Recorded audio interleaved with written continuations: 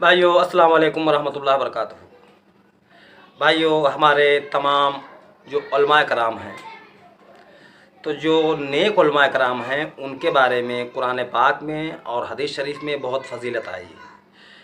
और क्यों ना हो भाई, उलमाए कराम जो हैं वो अम्बिया अलैहिस्सलाम के वारिस होते हैं, हमारे नबी के वारिस हैं तमाम नेक उलमाए कराम।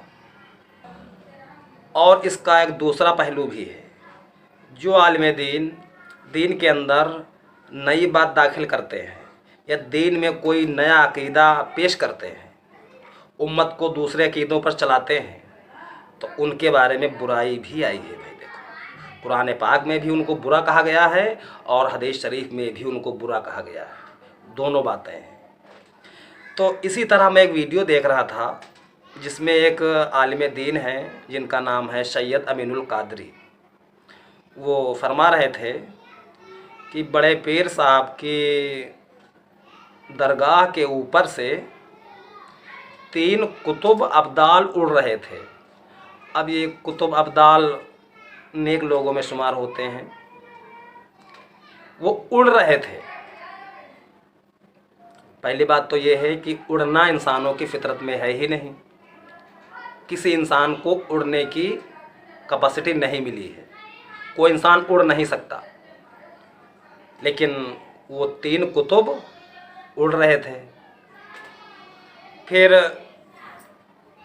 जब उनकी दरगाह आई तो एक कुतुब साइड हो गए, दूसरे कुतुब साइड हो गए।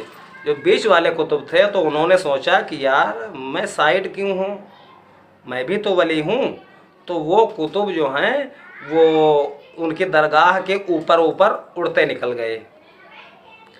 फिर बड़े पीर साहब ने उनको ऊपर ही से गिरा लिया।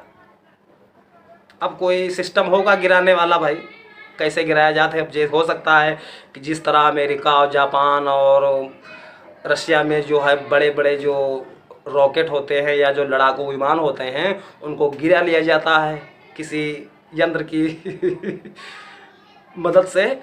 तो हो सकता है उनके पास भी कोई सिस्टम हो, तो उन्होंने उस कुतुब को गिरा लिया।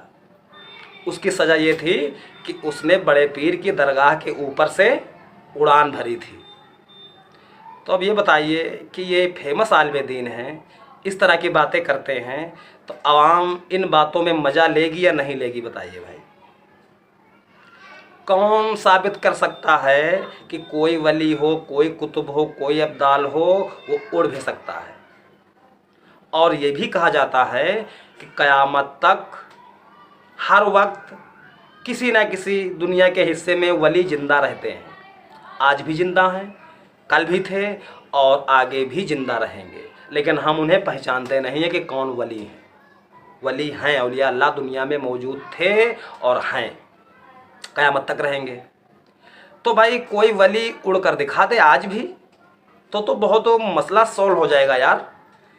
भाई जो बड़ी बड़ी परेशानियां हमारे देश पर आती हैं, तो यार ये जो फ़ौजी ज़मीन चलते हैं और अगर ये उड़ने वाले लोग आ जाएं फ़ौज में, तो बहुत बड़ा मसला जो है, बहुत ताकतवर हमारा देश हो जाएगा यार। जो हमारे देश पर लोग हमले करते हैं, हमारे देश को छीनते हैं, तो उनसे लड़ने में तो आसानी हो जाएगी यार। तो ये उड़ने वाले वली आज कहाँ हैं? अगर कोई कहेगा कि नहीं इस वक्त ना है उड़ने वाले, पहले थे, तो ये बात कब की है?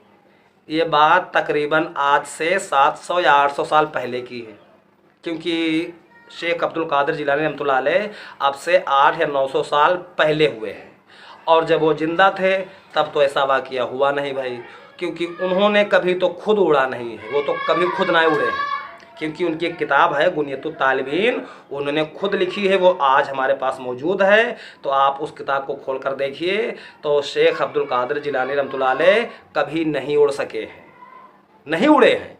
अगर कोई उड़ सकता हो तो वो कहीं अगर उसको दूर पैदल जाना हो तो वो अपने पैरों की खाल क्यों घिसवाएगा भाई, वो उड़कर चला जाएगा चिड़ियों की तरह। इससे पता ये चला कि बड़े पीर साहब भी कभी नहीं उड़े हैं। उनके बाद में जो कुतुब अब्दाल पैदा हुए हैं वो उड़ते थे। अब इस बात को आप मानते हो या नहीं मानते हो?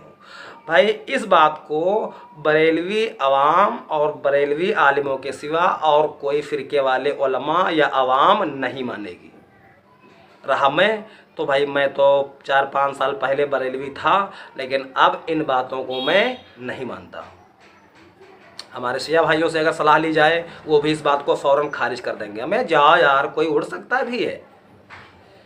अब आइए थोड़ा ऊपर चलते हैं, हम सहाबा कराम की ज़िंदगी देखते हैं, क्योंकि उस वक्त ऊँट और घोड़ों के सिवा कोई और साधन नहीं था।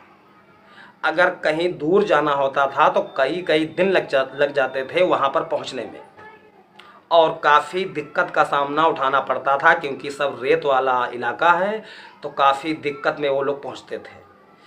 तो भाई जब वो कुतुब उड़ सकते हैं तो सहाबा कराम तो और आसानी से उड़ सकते हैं भाई, क्योंकि आप ही कहते हो किसी छोटे से छोटे सहाबी के घोड़ों की टाप से जो उड़ती हुई धूल है वो अगर किसी घोड़े के नथुने में बैठ जाए, उस धूल के बराबर भी कोई वली, कोई कुतुब, कोई अब्दाल नहीं पहुंच सकता, है ना। यही तो कहते हैं, तमाम उलमा कहते हैं, और सही बात है भाई, सहाबा कराम का मर्तबा बहुत बड़ा है।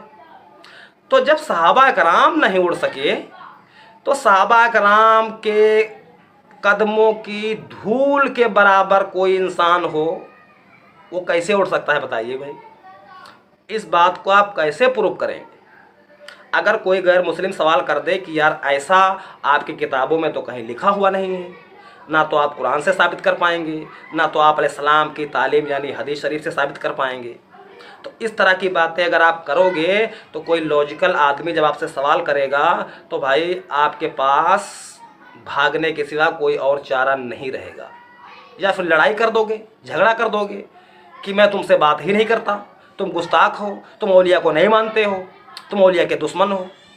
तो औलिया अल्लाह जो हैं उनको सभी मानते हैं, लेकिन इस तरह बढ़ा चढ़ा करके झूठी बात पेश करना, तो ये बातें मानना अक्लमंदी नहीं है, ये नादानी है।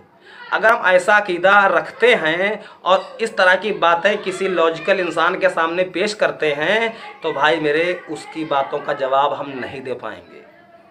जो लोग ऐसा अक़ीदा रखते हैं उनको फंसना ही होगा।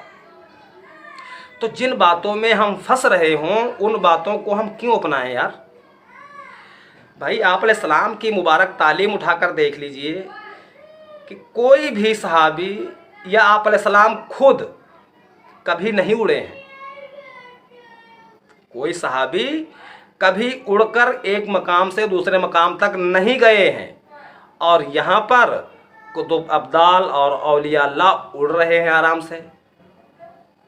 और भाई देखिए, मैं अपनी बात भी बता दूं आपको कि इस तरह की बातों को मैं नहीं मानता। अगर आप मानते हो कि हाँ मैं मानता हूँ तो कमेंट में लिखिए कि हाँ मैं मानता हूँ, और अगर आप नहीं मानते हो तो आप मेरी इस बात का सपोर्ट कीजिए और कमेंट में हाँ लिखकर मेरा हौसला बढ़ाइए। अस्सलाम वालेकुम रहमतुल्लाहि व बरकातहू।